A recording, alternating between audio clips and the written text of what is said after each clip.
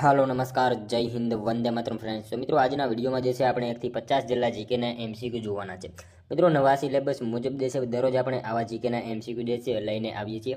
Channel ઉપર જો તમે નવા હોય તો ચેનલને સબસ્ક્રાઇબ કરી લેજો. દરરોજ આપણી ચેનલ ઉપર આવા જીકેના વિડીયો જે છે તમને જોવા મળશે.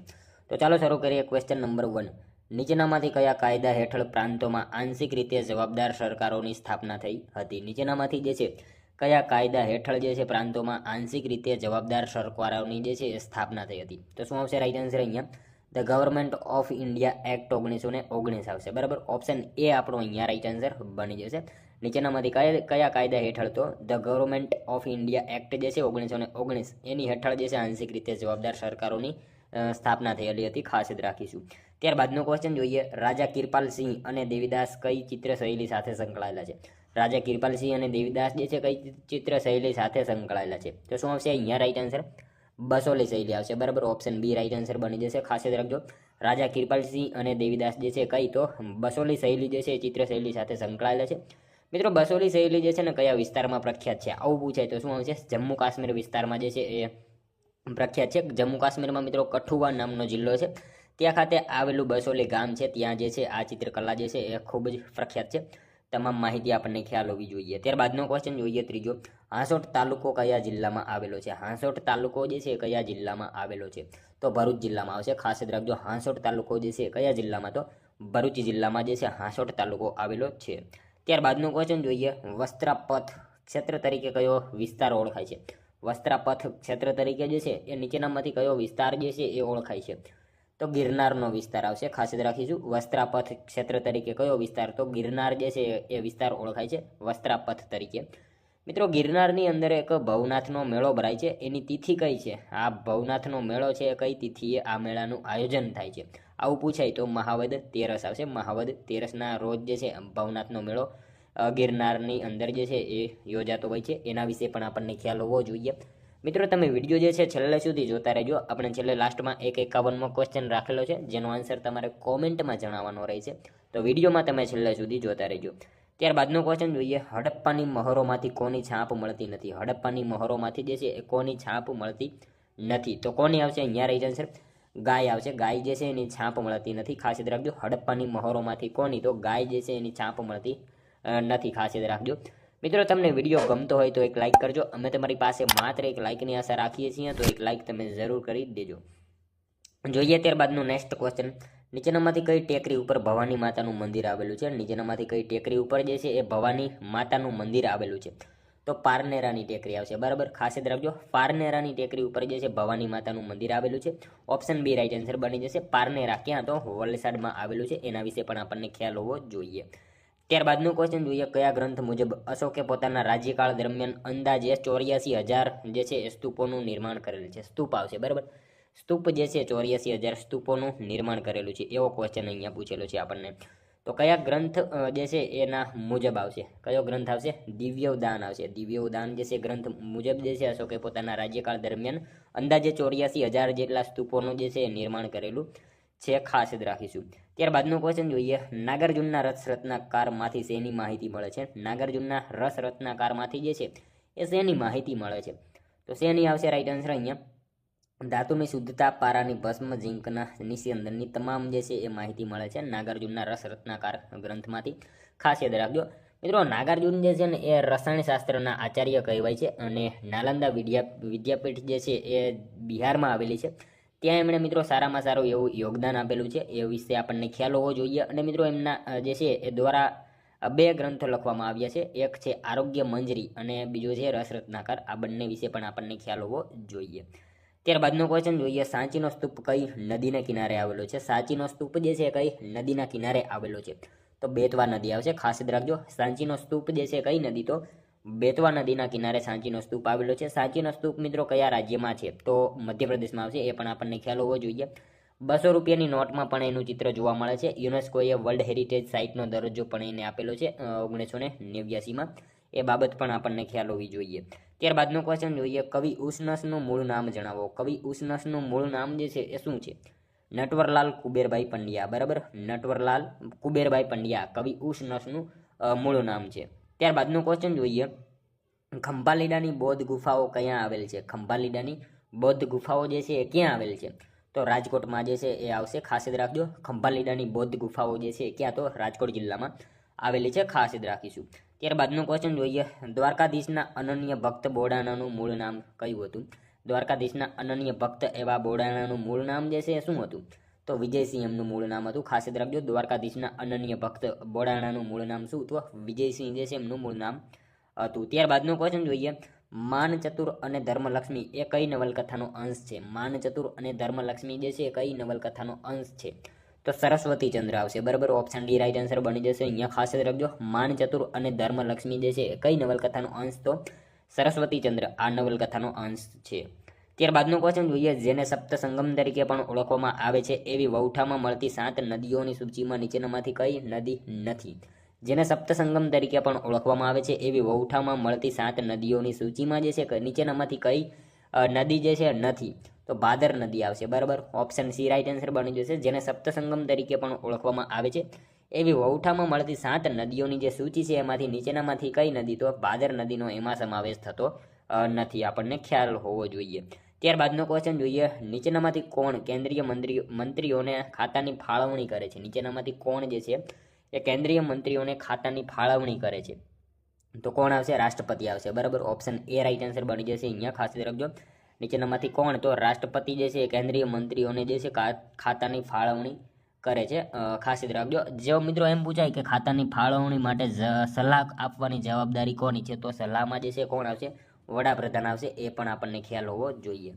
ત્યારબાદનો નેક્સ્ટ ક્વેશ્ચન, રાષ્ટ્રીય અનુસૂચિત જનજાતિ અને અનુસૂચિત જનજાતિ આયોગ કયા બંધારણીય સુધારાથી અનુસૂચિત જાતિ અને અનુસૂચિત જનજાતિ આયોગ તરીકે અલગ થયું?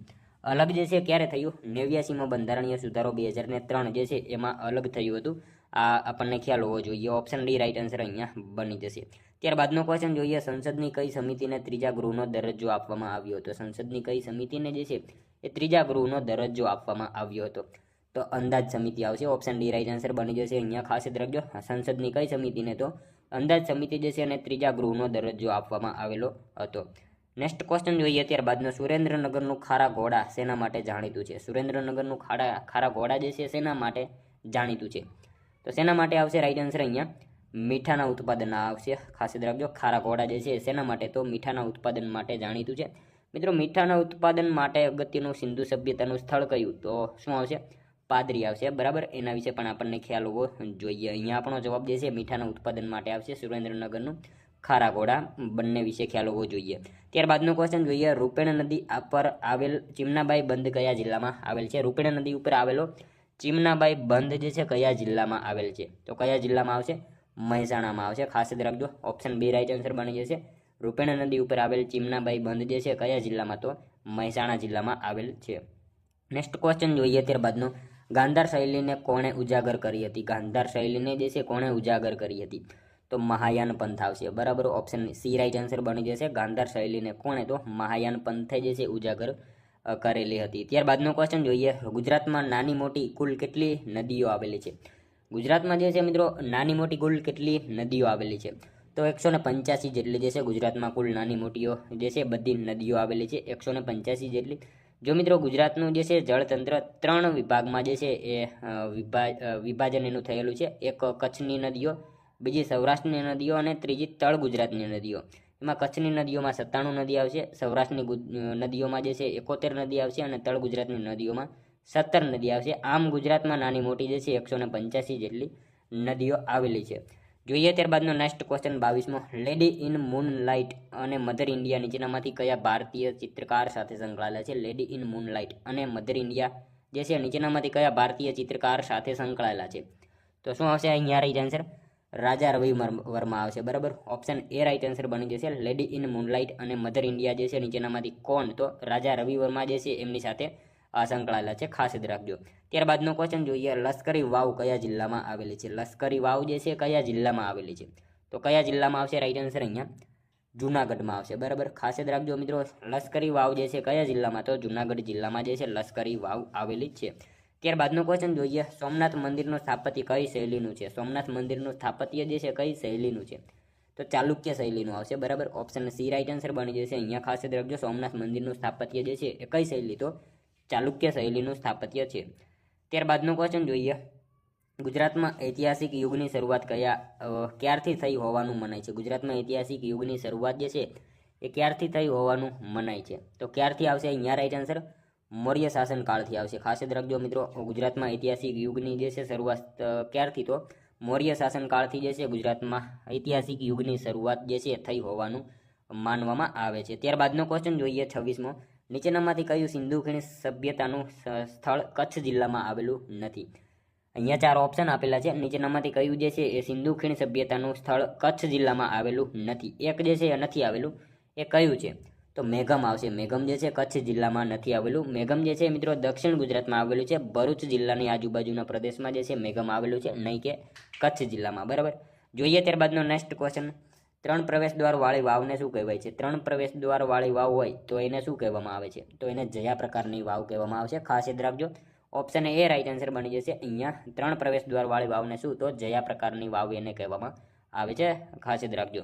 ત્યારબાદનો ક્વેશ્ચન જોઈએ, અડાલજની વાવ કઈ શૈલીમાં બનાવવામાં આવી છે? અડાલજની વાવ જે છે કઈ શૈલીમાં બનાવવામાં આવેલી છે? તો શું આવશે અહીંયા રાઈટ આન્સર?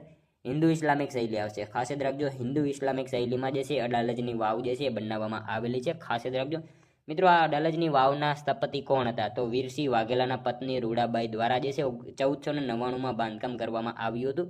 અને આ વાવ જે છે ગાંધીનગર જિલ્લામાં આવેલી છે, એ પણ આપણને ખ્યાલ હોવો જોઈએ. ત્યારબાદનો ક્વેશ્ચન જોઈએ, લંકાની લાડી અને ઘોઘાનો વર, આ કહેવત પ્રાચીન સમયમાં સિંહપુર સ્થળ સાથે સંકળાયેલી હતી. આ સ્થળ વર્તમાન સમયમાં જે છે એ કયા શહેર તરીકે જાણીતું છે? લંકાની લાડી અને ઘોઘાનો વર, આ કહેવત જે છે પ્રાચીન સમયમાં સિંહપુર સ્થળ સાથે સંકળાયેલી હતી. આ કહેવત, તો મિત્રો આ સ્થળ જે છે હાલમાં કયા શહેર તરીકે જાણીતું છે?